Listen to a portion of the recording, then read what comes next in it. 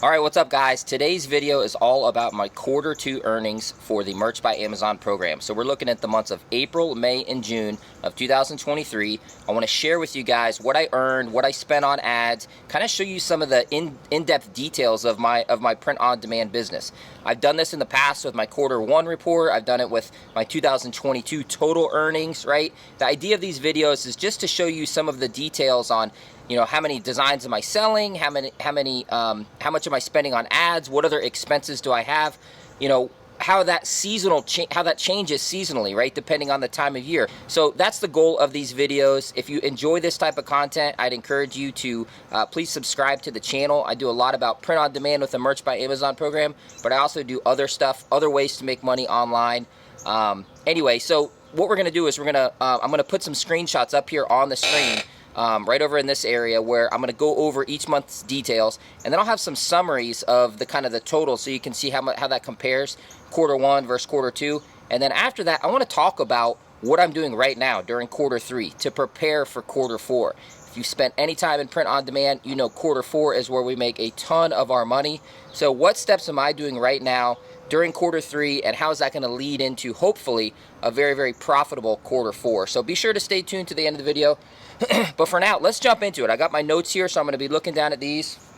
And we're going to start off with the month of April, right? So for the month of April, I did a total of 1,250 total sales. That's all products, not just t-shirts, pop sockets, phone cases, all that stuff. That was a total of $4,332 in USA royalties. And I'm not including the European and international royalties on these screenshots. I'll do that after in the summary. So 1,250 total sales, and for ad spend, I do run ads, and I've done a lot of videos on my ad strategy, but I spent a total of $407 on ads for the month of April, and I had an ACoS of 9.29%, okay? So I'll have a screenshot of that here, and I'll have more detail on the ads in the later months. You can only go back 90 days for your ad reports, and today's July 17th, so this is a couple weeks late, so I had to take an average. But anyway, there's your April summary. Now, we'll go into May. I had a total of 1,369 sales, okay? And that was royalties of $4,654 in the USA market. And I spent a total of $462 on ads, okay, for the month of May. That was an ACoS of 10.54%, okay? I'm kind of blowing through these quick because I'm going to have a summary at the end, and I think that's going to be more helpful for you guys. Now, for the month of June, that's the last month of the quarter, I did a total of 1,589 sales. So I had a nice little bump there in June, and I'm going to talk about why that was, which is a total of $5,768 in USA royalties. And I spent a total of $478 on ads for a total ACoS of 9.95% for the month of June. So what is my total, right? What are the totals for quarter 2? How did I do? All right, that's a total of 3,875 sales. Okay, again, that's all products. And just some quick numbers here that I'm kind of looking at is that's a total of $14,755 in USA royalties. The European royalties I'm going to add up here on the summary. For ads, I spent a total of $1,347. Okay.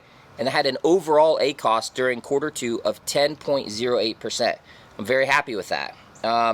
So you can see my net income here, but a couple things that I also want to include.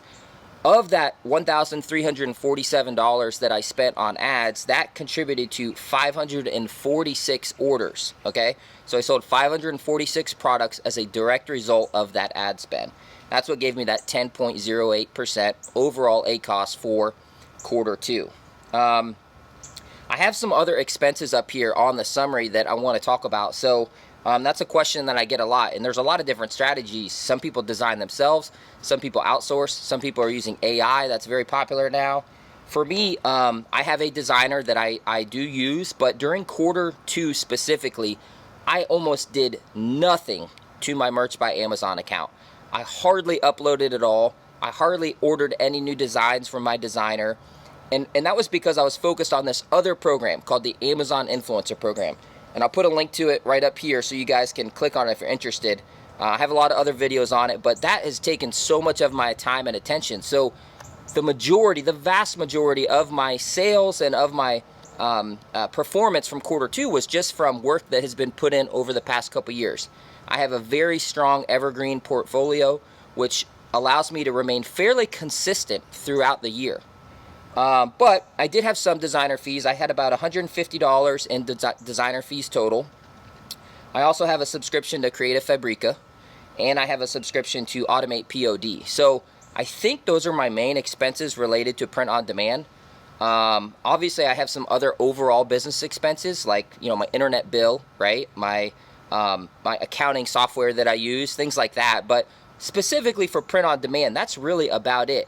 Now, sometimes I spend a lot on designer fees, right? When I'm really pumping out a lot of designs, but I've really backed off on that because I've been focused on this other program. So here you can see kind of the total summary here, and it looks like during quarter two I did better than quarter one. That's historically accurate for me. Part of that is because a lot of my designs perform well during the summer, right? Think summer activities, you know, things that people like to do during the summer. I have a lot of designs that are catered around that. And I also have a lot of 4th of July designs, okay? And 4th of July sales actually peak in June. That's why if you go back to my June earnings, I sold 1,589 total products. A big boost from that was from the 4th of July sales. You know, the summary of quarter two is that I've been able to reduce my ad expenses, as you can see here, compared to quarter one. I'm trying to get better and a little bit more refined. My evergreen portfolio sort of carried me over, and June was really the month that kind of stood out for me because of that 4th of July earnings, okay? So let's talk about quarter three, okay? That's really where we're at now and where we're gonna be for the next couple months.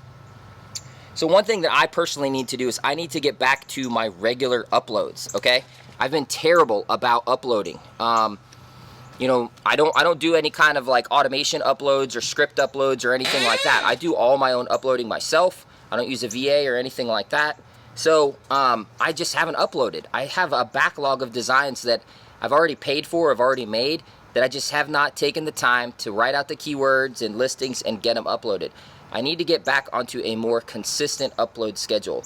And if you're watching this, I'm going to tell you right now, that's the best thing that you can do to grow your Merch by Amazon account, is consistently upload. Create designs or get designs made and then upload them. Rinse and repeat, rinse and repeat. That's what I did for 5.5 years, literally up until the past few months.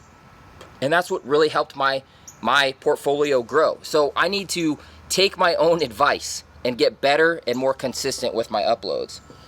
A couple other things that are sort of important for this time of year, right? So you think about what kind of holidays do we have left, right? We're in the months of July, August, and September, right? So we've got the tail end of summer, and then what other holidays do we have? Well, the big holiday, or I guess the big trend, right, is going to be back to school. That's an absolutely huge niche. It's very competitive, but that's where you can really tap into, I think, getting some big sales in the months of August, late August, early September, when things can be kind of slow. So, you know, just real quick on that is, you know, think about back to school. There's obviously the kids, elementary school kids, but don't overlook high school back to school, okay, and college back to school. Fall is a huge time for college enrollment, and a couple of sub-niches that you can tap into in there are things like sports, intramural sports, right? IMs, like, you know, flag football and softball and things like that. IM games that are played in a lot of colleges all around the country. They're looking for shirts. You can really tap into that. So school is a big one. There's a lot of ways to sub-niche to tap into that. The other one is just fall sports in general, right? Like football is a big fall sport here in the United States. You know, soccer, wrestling. There's a bunch of different ones. Track and field. Look into your fall sports. Find ways that you can get in there. I plan on doing that. The next thing is your fall seasonal trends, right? Like your pumpkin spice and the fall leaves. These can be really, really big, and you want to get those up now, right? Don't wait until August or September. You should be getting those up now so they have 30 to 60 days to get some sales, to get some clicks. One little tip here on this is don't overlook the throw pillows and tote bags, okay? So throw pillows during fall seasonal can be really big. A lot of people like to change their decor from summer to fall, right? Where they're going to use more browns and fall leaves and reds and greens, earth tones.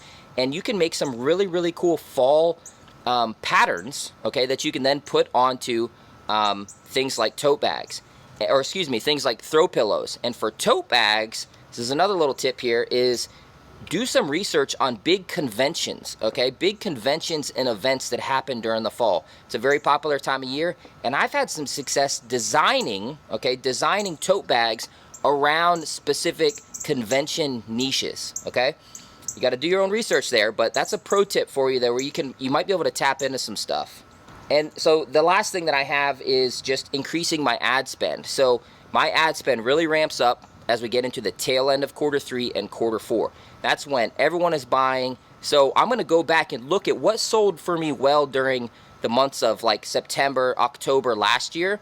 And I'm going to pull those designs, I'm going to pull the ASINs, and I'm going to go into my ad campaigns, and I'm going to restart those campaigns for those designs. Or if there's new designs, I'm going to start some new campaigns. And I'm not going to go crazy with them right now. I'm just going to trickle them, right? With a low bid, start getting some impressions, start getting some clicks, and throughout Q3, I'm going to increase that. And as that increases, they should be primed and ready in good position for Q4. Oh, if you guys haven't yet already, follow me on TikTok and Instagram if you're on social media. My links are down below. I do a lot of short form content on there, so like I'll post my daily sales on my Instagram page and on my TikTok. I can answer your DMs a lot better if you have questions. So links down below for the socials if you want to follow. And I'm going to put up a couple videos here. If you want to learn more about Amazon Print on Demand in general and my playlist, check this one out. This is my Amazon Print on Demand playlist. It's where there's a ton of videos. You can dive in and learn all about, like, you know, ads or niche research, whatever. If you want to learn more about the Amazon Influencer Program, okay, that other program that I've really been focusing on lately, watch this video. Yeah, I think that's it. If you guys have questions, drop it below in the comments. I appreciate you following and watching, and I hope everybody has a good week. Later.